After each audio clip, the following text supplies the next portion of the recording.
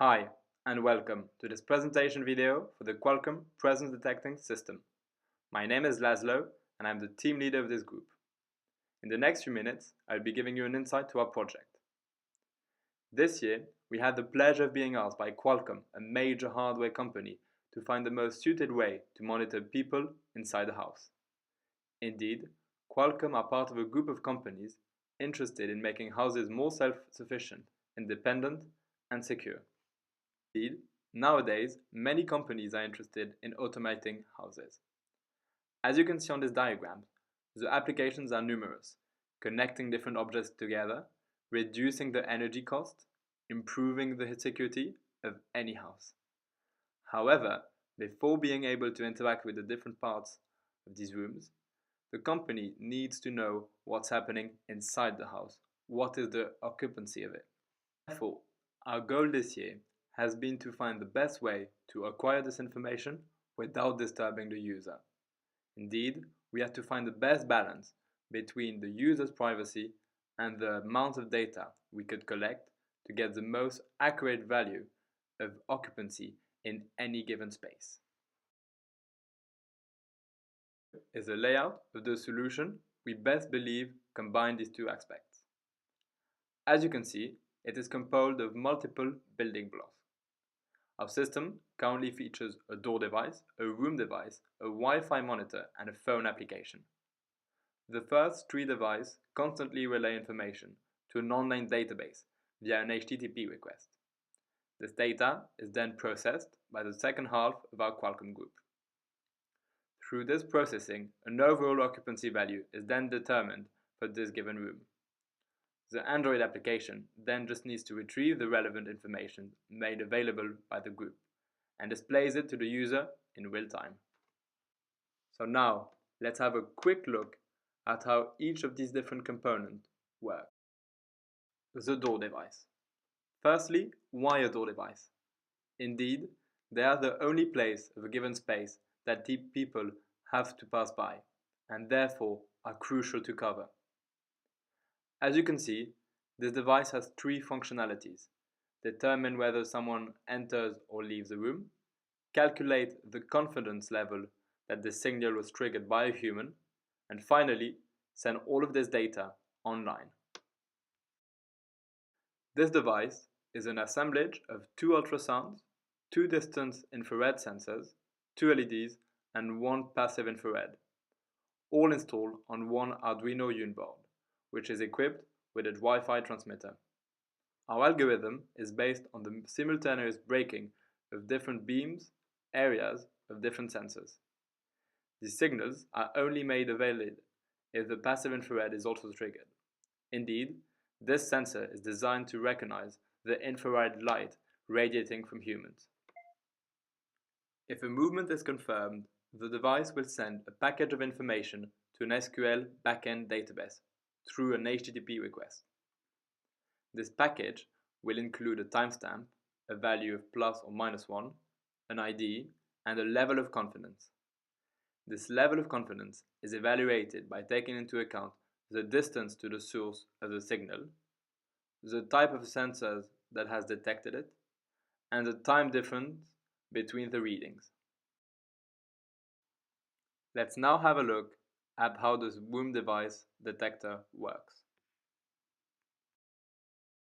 This device is much simpler.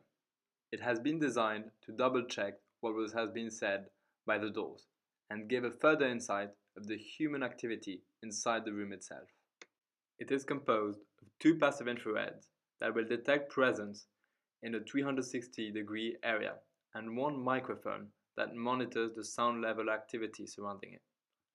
Passive infrareds are very accurate and often used in the industry world. The microphone might not be the most reliable sensor, but can still give a basic idea of the level of sound surrounding it. Therefore, we are able to know if there's someone in a room, even though this person might not even be moving.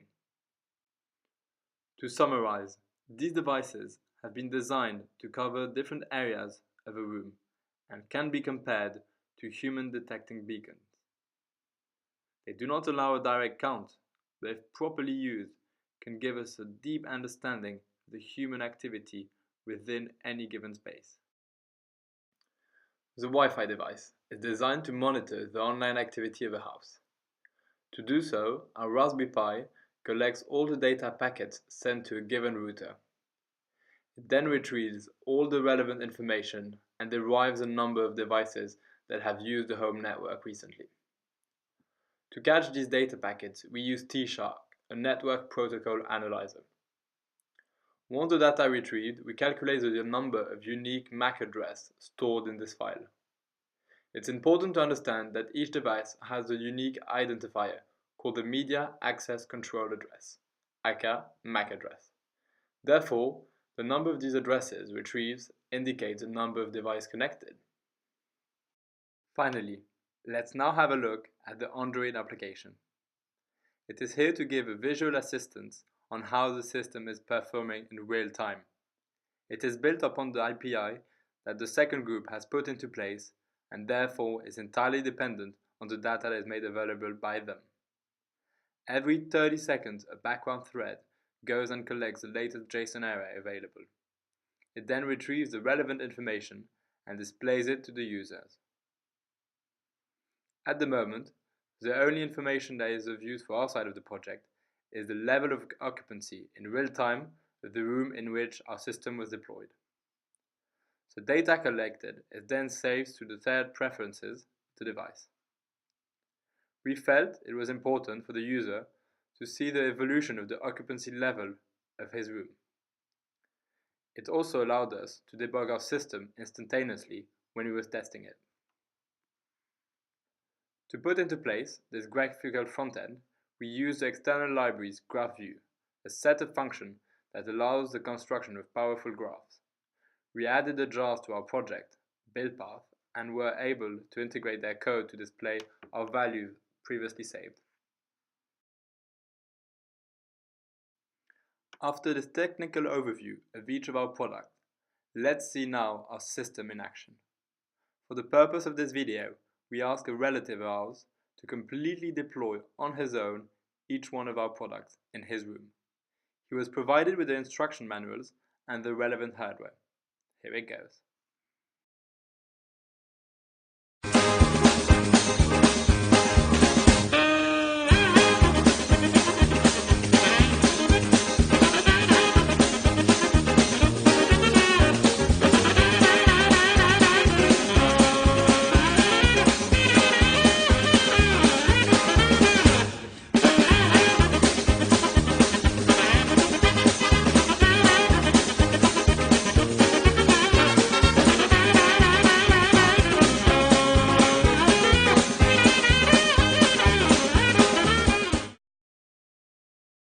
Haha, so after the successful deployment, we will now look at the accuracy of our system.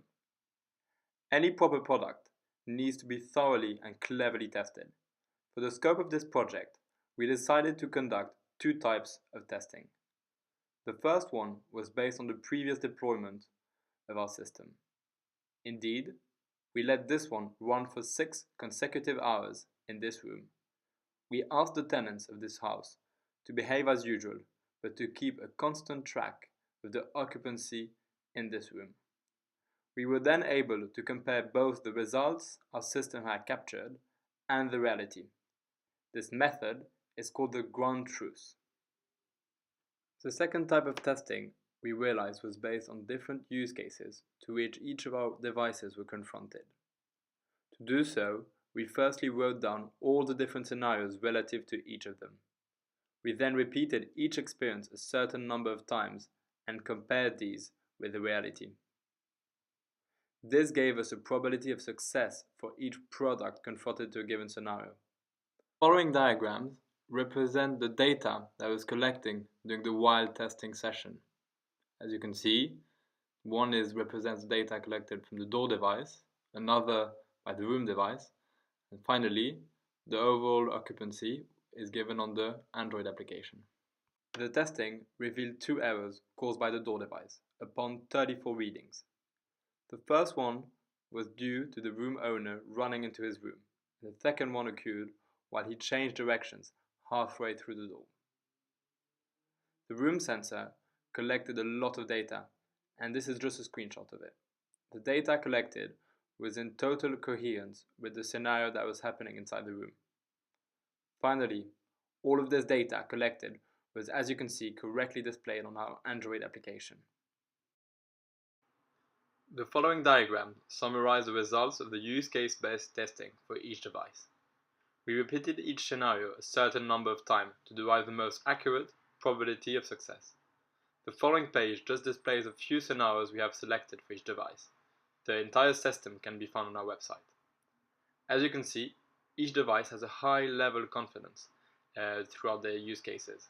To calculate these, we multiplied and summed the result from each scenario with the estimated probability of actually happening. So, to evaluate our system, we combined both the results obtained from the wild testing and those obtained from the use case-based testing. These gave us a confidence value for each and single one of our devices. As you can see, the overall system has a probability of success of 90%. This includes the probability of success from the door, room, Wi-Fi, and Android application. This is a very high value for a prototype. It can even increase in the future in regards to the quality of the sensors and the calibrated accounts behind it. So, if interested in continuing our system or being a part of this adventure, all our code can be found on GitHub. We really enjoyed developing the solution and hope others will too. We believe similar systems will become vital in the future. On our website, you will find a list of all the instruction manuals available, as long with all the documentation necessary to build your own version of our product. So, to summarize, over this past year, we've had the opportunity to entirely develop a system that could help companies such as Qualcomm deploy clever systems into houses. Our product has been built upon 4 different platforms. We believe that both our research and our actual system best matches the requirements set with our client at the beginning of the year. So thank you for listening. If you have any questions, please feel free to contact us via the community page of our website.